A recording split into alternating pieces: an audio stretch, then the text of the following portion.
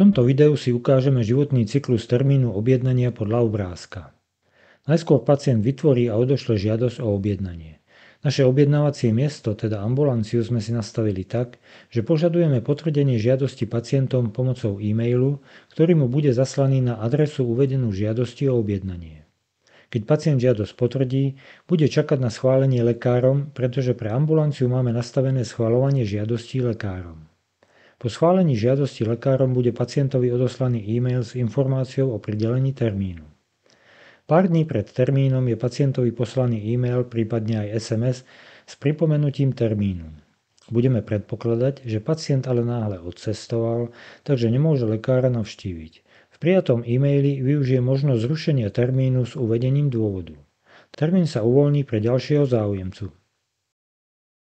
Činnosť pacienta a lekára budeme sledovať súčasne. Vľavo je obrazovka mobilu pacienta, vpravo obrazovka konzoly lekára. Sústreďme sa na mobil pacienta a prejdime si celým procesom vytvorenia žiadosti o objednanie. Na mobile je zobrazená úvodná stránka portálu objednanie-k-lekárovi.sk. Chceme sa objednať k lekárovi Mudrián Vrták, takže pre vyhľadanie lekára zadáme do pola priezvisko lekára text Vrták, stačí aj malými písmenami a bez diakritiky. Klikneme na tlačidlo Vyhľadať lekára. Zobrazí sa nám profil lekára. Je to náš lekár, takže klikneme na tlačidlo Žiadosť o objednanie. Vyberieme ošetrenie, na ktoré sa chceme objednať. Máme KAS, takže vyberáme ošetrenie KAS a klikneme na tlačidlo Ďalej. Zobrazí sa nám aktuálny mesiac. Dátumy zobrazené čiernou farbou poskytujú voľné termíny pre nami vybrané ošetrenie. Z dôvodu pracovnej zanepráznenosti sa chceme objednať až o 2 mesiace, takže šípkami vedľa názvu mesiaca sa posunieme dvakrát doprava. Klikneme na dátum, ktorý nám vyhovuje. V spodnej časti sa zobrazia intervaly termínov, v rámci ktorých nám bude pridelený termín. Klikneme na prvý interval od 7:00 do 8:00. Ak si v tomto okamihu žiadny iný pacient nevyberie rovnaký dátum a interval k tomuto lekárovi, objednávací systém nám pridelí termín na začiatku intervalu, teda o 7:00. Ak by niekto iný práve teraz požadoval rovnaký dátum a interval, objednávací systém by mohol prideliť termín napríklad o 7:20, ale stále vo zvolenom intervale od 7. do 8. hodiny. Klikneme na tlačidlo Ďalej. V ďalšom kroku môžeme uviesť nejakú upresňujúcu poznámku pre lekára, napríklad očný zub vpravo hore citlivý na teplo. Klikneme na Ďalej. V poslednom kroku uvedieme kontaktné údaje v rozsahu požadovanom lekárom. Pri prvom objednaní musíme údaje vyplniť a zaškrtnúť súhlas so spracovaním osobných údajov a podmienkami používania. Pri pokračovaní sa aplikácia opýta, či chceme uložiť zadané kontaktné údaje v našom mobile pre budúce použitie. My sme pri minulom objednávaní súhlasili s uložením, takže teraz sa nám kontaktné údaje automaticky vyplnili. Klikneme na Ďalej. V poslednom kroku sa zobrazí sumarizácia údajov v žiadosti. Ak sme niečo nezadali správne, môžeme sa tlačidlom späť vrátiť na zodpovedajúci krok a údaje opraviť. Ak sú údaje v poriadku, overíme sa, že nie sme robot a klikneme na Odoslať žiadosť. Zobrazí sa nám oznam o tom, že žiadosť je potrebné potvrdiť v e-maili, ktorý nám bol odoslaný na e-mailovú adresu za danú v žiadosti. V konzole lekára už môžeme vidieť polopriehľadný termín, ktorého zobrazenie zodpovedá stavu Žiadosť vytvorená. Potvrdzovací e-mail práve dorazil, takže si ho zobrazíme a klikneme na tlačidlo Potvrdiť žiadosť. Prepne nás to do prehliadača, kde nám text oznámi, že naša žiadosť bola prijatá a čaká na schválenie lekárom. O schválení žiadosti budeme informovaní e-mailom. V konzole lekára teraz vidíme termín s červeným otáznikom pred menom, čo zodpovedá stavu Žiadosť potvrdená, čakajúca na schválenie. Teraz sa prevtelíme do role lekára a budeme pracovať s jeho konzolou. Pravo hore nás červené krúžky na ikonách upozorňujú na to, že máme jednu neprečítanú správu a tiež jednu žiadosť čakajúcu na schválenie. Kliknime na ikonu obálky pre zobrazenie správ v konzole. V zozname správ vidíme novú správu s textom Nová žiadosť o objednanie. Kliknutím na ikonu i v krúžku si môžeme zobraziť detail žiadosti. Tým, že sme na správu klikli, sa označila ako prečítaná. Stav prečítaná, neprečítaná môžeme prepínať ikonou obálky vpravo v riadku správy. Teraz klikneme na ikonu žiadosti čakajúcich na schválenie.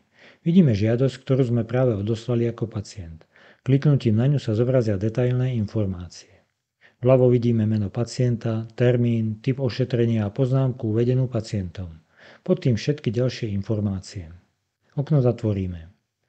Ikonou zoznamu v riadku žiadosti si môžeme zobraziť všetky platné termíny tohto pacienta, čo nám poskytne dôležité informácie pre rozhodnutie, či ho žiadosť schválime alebo nie. Tu je dôležité upozorniť, že termíny staršie ako 3 mesiace nie sú zobrazované. Ak by sme sa rozhodli žiadosť odmietnúť, kliknutím na ikonu preškrtnutého kruhu otvoríme okno, kde môžeme uviesť dôvod odmietnutia žiadosti.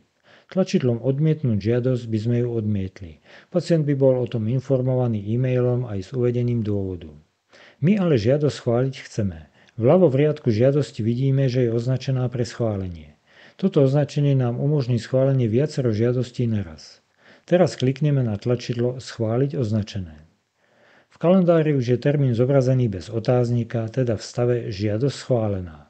Pacientovi bol odoslaný e-mail o schválení žiadosti a pridelení termínu. Presunieme sa opäť na obrazovku mobilu a prevtelíme sa do role pacienta. Pozrieme si e-mail o pridelení termínu. Okrem údajov lekára a dátumu a času nášho termínu vidíme aj dve tlačidlá pre pridanie termínu do nami používaného kalendára. Používame Google kalendár, takže si do náš termín pridáme. Tu si môžeme nastaviť aj niekoľko pripomenutí, aby sme termín nezmeškali. Teraz by sme podľa úvodného obrázka životného cyklu termínu objednania mali čakať na e-mail s pripomenutím blížiaceho sa termínu. Ten podľa nastavenia objednávacieho systému prichádza zvyčajne 3 dni pred termínom, čo je uvedené aj v e-maili o pridelení termínu. Nakoľko je e-mail s pripomenutím termínu obsahovo identický ako e-mail o pridelení termínu, budeme pracovať s týmto e-mailom. Predstavme si, že sme museli náhle na dlhšiu dobu služobne odcestovať a nebudeme sa môcť na ošetrenie dostaviť. Využijeme v e-maili tlačidlo Zrušiť termín. Prepne nás to do internetového prehliadača, kde uvedieme dôvod zrušenia termínu a po overení, že nie sme robot, termín tlačidlom Zrušiť termín zrušíme. Rovnako ako žiadosť o termín je potrebné potvrdiť aj zrušenie termínu v zaslanom e-maili.